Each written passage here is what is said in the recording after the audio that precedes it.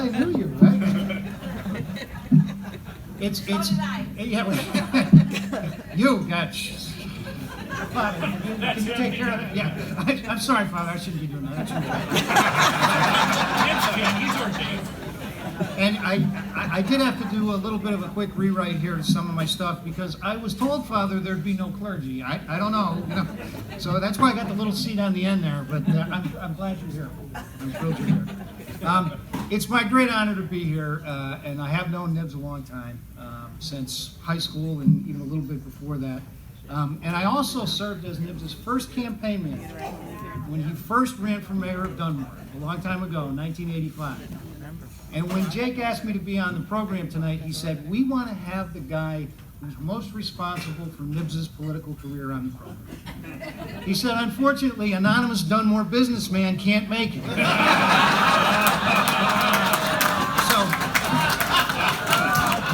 they asked me to do it instead. So. But I'm thrilled to be here tonight.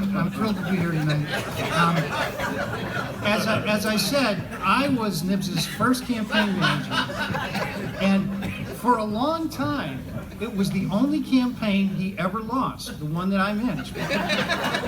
For a long time. Timmy Burke, are you in the crowd tonight? Wherever you are, God bless you. You got me off the hook on that one. And I know Jake mentioned it a little bit earlier, but 7 votes, Nibs. 7 votes. That's like half the Enoch family. Am I right? I mean, that's like one of these tables, although nobody at these tables will vote for you, but you know what I'm saying. I mean, I'm surprised he couldn't squeeze that out of the Fox Hill Cemetery precinct, you know? They voted the Von Storch, you know, they go up the voting booth. But it wasn't meant to be. I do know Nibs a long time, back to a time when I looked a lot less like Colonel Sanders, and he looked a lot more like Danny Bonaducci.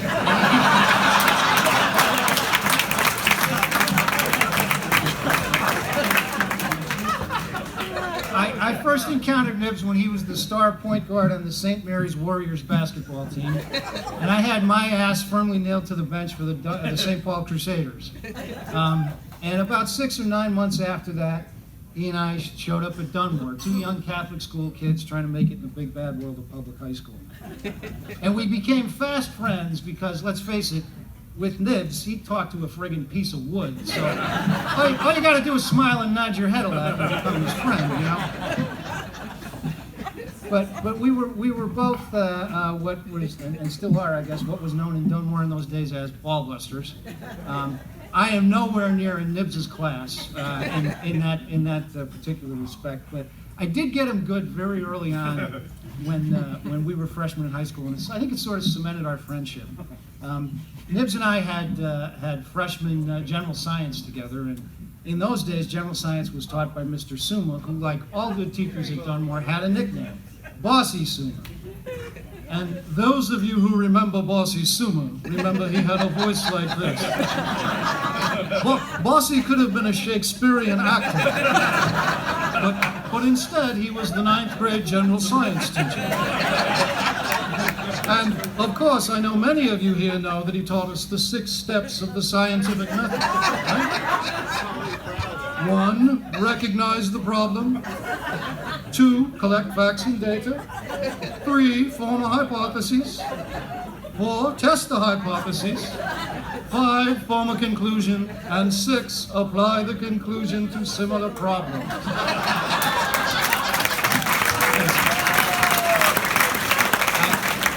I remember that. I'll leave here tonight. I can't remember where I parked my car, but that I remember. But those of you who remember general science, it was called general science because you learned a little bit of everything. A little chemistry, a little biology, a little earth science, all sorts of different things. And we were in Bossy's class, and Nibs sat right in front of me. We weren't paying attention. Bossy was up there lecturing about something, and then suddenly I hear, sort of like in the corner of my consciousness, I hear, who would know the answer to that? Oh, Loughney? And Nibs is like, hamina. Now, as I said, I don't know what subject Bossy was lecturing about that day. The only thing I can tell you that I knew for sure is it had nothing to do with the equator. So I saw my chance and I said, "Psst, Nibs, the equator, the equator." And Nibs goes, the equator? No, Loughney, oh no, Loughney, not the equator.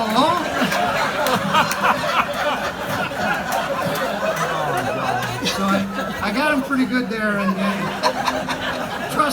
trust me, he spent the last 45 years getting me back. So, and he's way ahead. He's way ahead. But you know, Nibs was not only a scholar at Dunmore High School.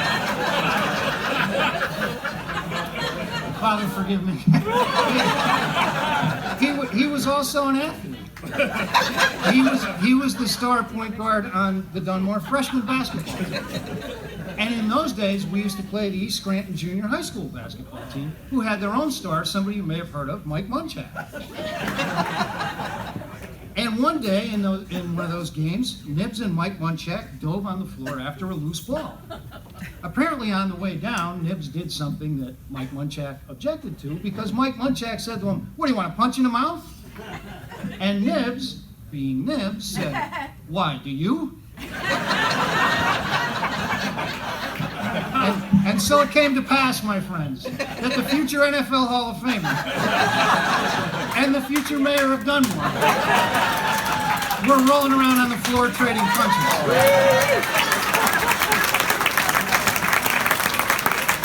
Luckily for Nibs, Homer and Mike Phillips came and pulled him out of there, or we might have a different guest of honor today.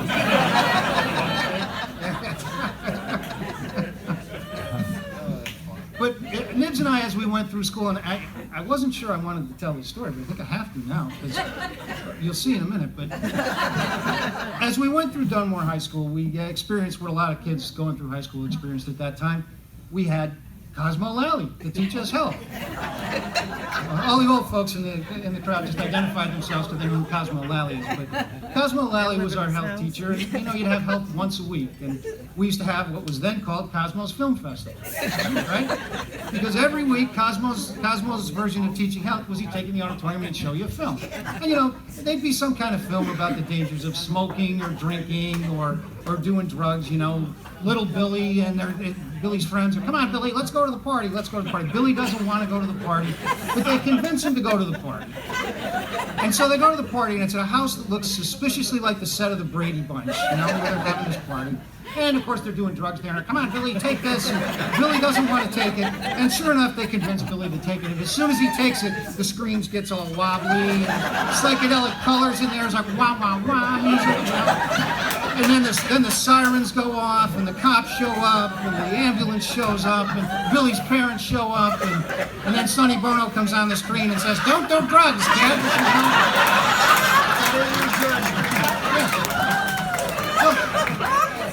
Those kinds of movies. So we had Cosmo's health class, and we survived it. But this story, and I swear I hadn't talked to Kate, so I had no idea what she was going to talk about tonight. But Nibs always said after Cosmo's class, and I always try to get him to stop saying this. He always said, "You know what I learned in Cosmo Lally's health class?" "What'd you learn in Cosmo Lally's health class, Nibs?"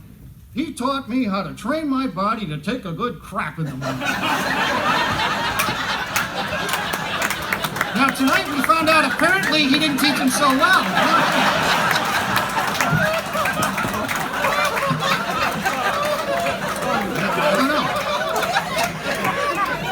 I don't know.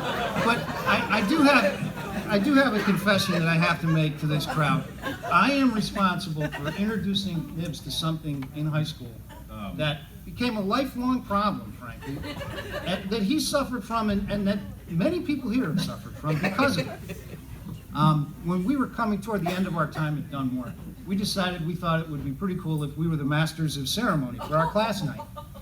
But there was going to be an audition, you know, in the auditorium on Monday. There was going to be an audition. So we wrote up a little routine, and Donna made scripts for each of us, and we practiced, and we were like, all right, we feel pretty good about this. Over the weekend, Nibs called me and he said, "Hey, do you think there's any way you could get your cousin, my cousin was Alice McNulty, and she was in charge of the drama club. He said, do you think you could get your cousin to get us into the auditorium over the weekend and set up the sound system so we can practice? And I said, well, Nibs, we're pretty much set. We don't need to practice. He said, well, I want to do it because I've never spoken into a microphone before. So I have to confess to you, I am the guy who handed Nibs Loughney his first microphone.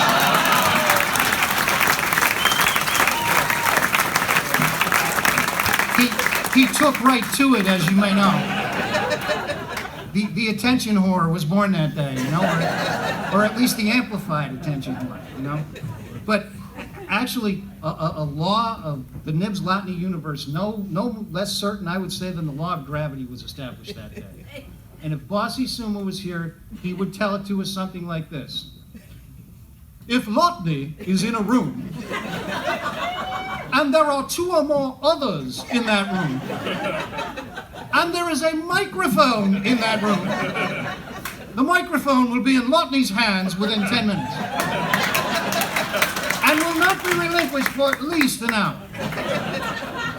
You've already seen tonight. He's like, he's dying to get to it.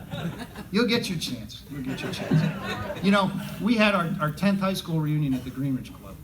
And you know how your 10th high school reunion is. You know, people have been out there, maybe graduated from college, maybe you've been working in the world, maybe have their own business, might be married, have a couple of kids. You're kind of adults, so it's your first sort of adult reunion. You know, our 5-year reunion was like a clam bake. But so we're at the Greenridge Club, we're all gussied up, and we had a DJ hired for the night, and the Nibs Loughney microphone rule was in effect. He had long since commandeered the microphone from the DJ, and he's over there talking about something, about, you know, making fun of people in the class and talking about different things.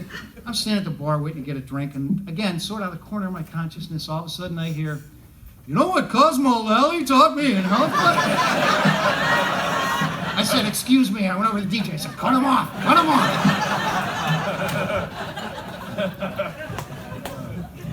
But I did have the great honor, as I said, as being Nibs' first campaign manager.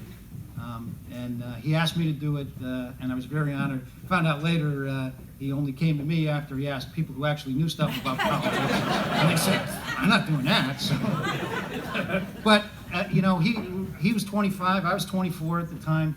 Neither of us knew anything about politics, but we had a great group of people, friends and family, that were all dedicated to helping Nibs realize his dream to become the mayor of Dunmore. But as I said, we didn't know what we were doing.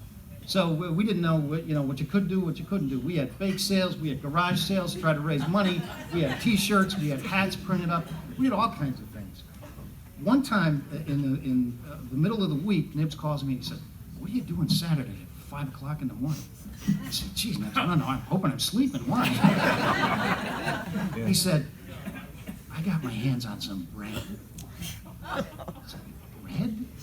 He said, yeah, I got a truckload of loads of bread. I said, what do you want to do with bread? He said, I thought we'd put Loughney for mayor stickers on them, and we'd drive around in, you know, different neighborhoods and nursing homes and give everybody bread. It'll help raise my profit. We did. I said, all right, I'll give it a shot. And so it came to pass on a Saturday morning in May of 1985, myself and Tommy Enoch, the guest of honor here, and Tommy Holmes, we're on the back of a truck with Bobby Harrington at the wheel, driving around handing out bread to people. Now, I don't know exactly where that bread came from, so I'm not sure whether we broke any campaign finance laws. But I don't know whether we paid for it or reported it or anything. I can tell you for sure we definitely broke some health laws. Because that was really like handing out bricks to people, you know? Maybe that's why that campaign didn't work out. I don't know. But you know, Nibs didn't give up on his dream. 2 years later, he got elected to council. And a few years later, he was elected mayor. And he owes that to his perseverance and to his stick-to-itiveness, and also to the fact that the old mayor died. But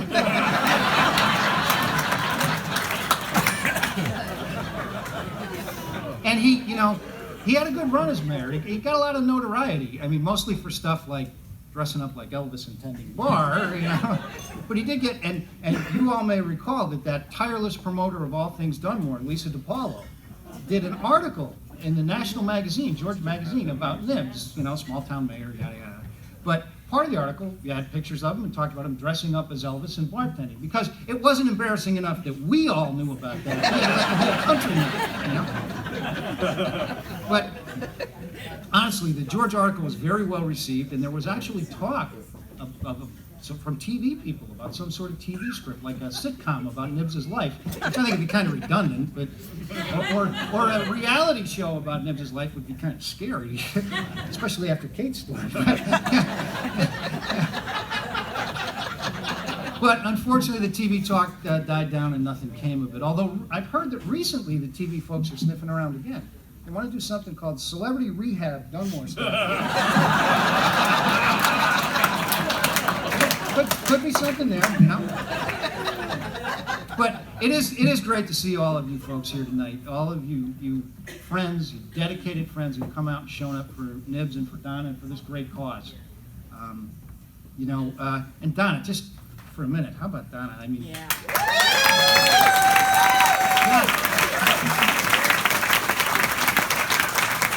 God bless you, honey, huh? They're building a church for you in heaven right now. Every day you make it, another layer of brick goes in, you know? God bless you. God bless you. But it is wonderful to see all you folks here. And as I look around, I do think about that first campaign that we had. And as I said, we had a great group of family and friends that were dedicated to helping Nibs realize his dream. I mean, good friends like Nick DeLucy and Tommy Holmes, Bobby Harrington, and the late, great Paul Bliff Burke. All dedicated to helping Nibs reach his dream. And those guys showed up at our meetings religiously. And I don't know, I think some of you here know Bobby Harrington. I don't know whether he's here tonight, but Bobby Harrington is the hardest working man in the business, and I don't care what business you're in. But he would always come to the meetings, sometimes straight from work, sometimes still in his work clothes. And you know, in those days, Bobby was sporting a beard, and I mean a good beard. I'm talking like Viking quality beard. He had a good beard. And when I think about friendship and dedication, I always think about that election day. Nibs and I were driving around to the different polling places and checking in on our folks, making sure they had pamphlets, you know, checking what the turnout was, all that stuff. And we pulled up and parked and went to Royal Crown because, of course, because we're Dunmore, we have a voting place in a pizza parlor. And we walk around the corner, and who's standing there but Bobby Harrington, immaculately dressed in a three-piece suit, completely clean-shaven, Viking beard gone. And I always think of that and think, well, that's really dedication. That's really showing up for a friend, and that's really something. And you folks have all shown up tonight for Nibs and Donna. But it's not by accident, because think about the times you've had something happen in your life, and we all have. They've always shown up for us. Who were among the first people there? These two. So I'd like just to close by saying we love you, God bless you, and I'm so glad I kept the microphone away from you for this night.